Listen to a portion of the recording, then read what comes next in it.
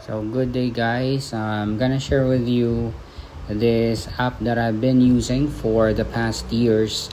It is called the Pi app. um, it's where you can mine daily for a Pi token. Then after a while, after you had it locked up, then magmamature siya, then pwede mo na siyang i-withdraw as a real cash.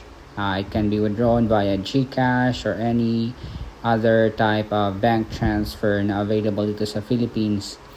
So first is you have to download the Pi app and also the Pi browser. I'm gonna show you the Pi app and the Pi browser. Then login mo lang dun sa Pi app.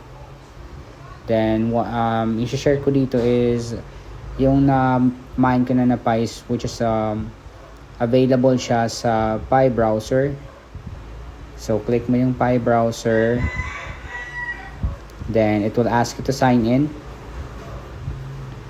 and then pupunta ka dun sa, it's loading. So punta ko dun sa wallet, then it will show you the exact Pi na mine mo na. But it will ask you first to log in. So you can either log in with passphrase or with your Face ID if you are using an iPhone. And there are times of fingerprint naman for Android. So yun, it will show you na currently I have 502.98 Pi na mine na. Actually, I have already transferred 35 Pi sa OKX account ko. I just wanna share with you on how to withdraw it, yung mga na-mine na Pi na. So i-click mo lang dyan yung pay/request, then click mo yung manually add wallet address. So yung ginawa ko is nakasave na yung OKX wallet ko. So if I click on manually add wallet address, it will automatically show or populate yung Pi app, yung wallet address ko. Then you will just need to enter the amount of Pi that you want to transfer.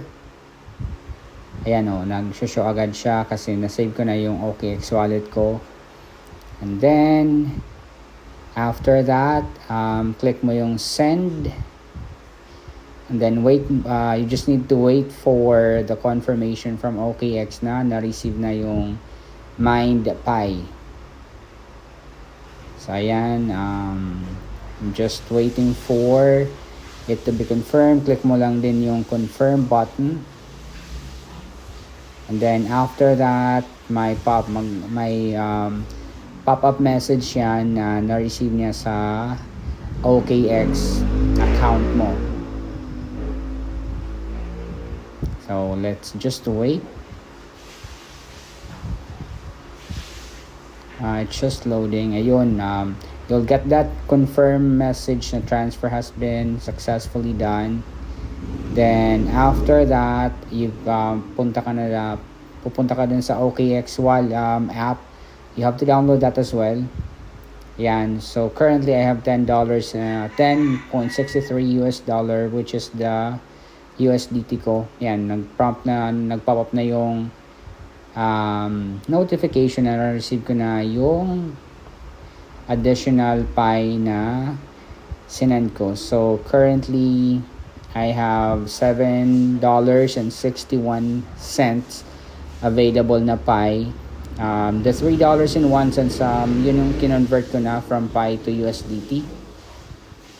Then if you want to trade, you just need to go to spot.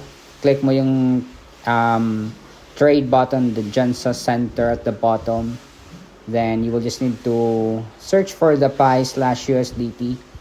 And then you need to just click on sell kasi bebenta mo siya into USDT. Then all you need to do is to just slide that circle button if how many Pi you would want to sell. Sa akin, ginawa ko lahat. then click mo yung sell button, yung sell Pi button. Then after that, there will be a order placed prompt na makikita mo. Then wait mo lang, then punta ka doon sa assets, yung makikita mo ito sa right bottom ng screen. So ayun, when I go to the assets, it's already I already have $10.62. So yun, if you wanna withdraw it, you just need to click mo yung P2P trading, kasi dyan yan yung option na isa-select mo for you to withdraw it. So if you wanna withdraw it via GCash or any bank transfer option, you need to select P2P trading. So yan, scroll down mo lang, scroll down, then click on skip ahead kasi parang demo lang yan, yung start P2P demo. Then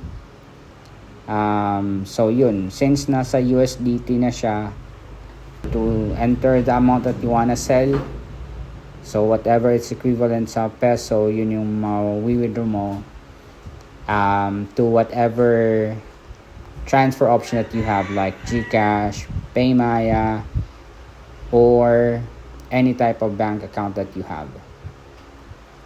Yung sa akin kasi, I wanna keep that as of the moment sa USDT,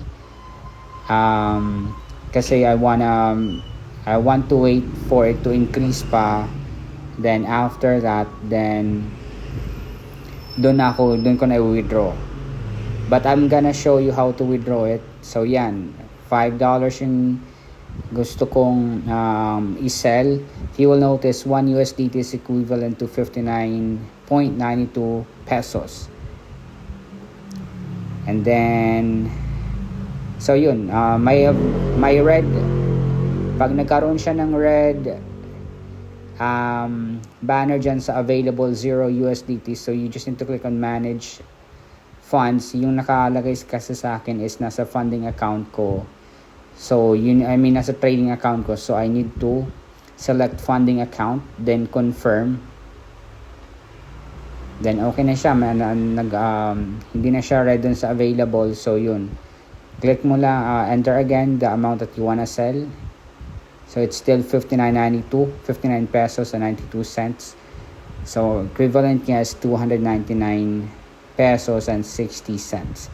So select payment method, you will see there all the available payment method, GCash, bank transfer. So all you need to do is to add, kung hindi pa siya na-add sa payment method mo, you just need to add GCash, and then select add. Then after that, yun, pwede mo nang i-sell sa mga bumibili ng USDT na seller sa na buyer sa OKX.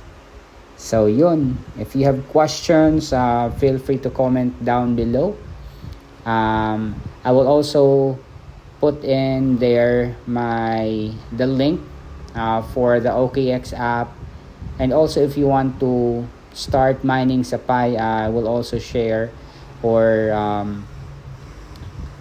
share my link as well sa pinned comment or sa in my bio.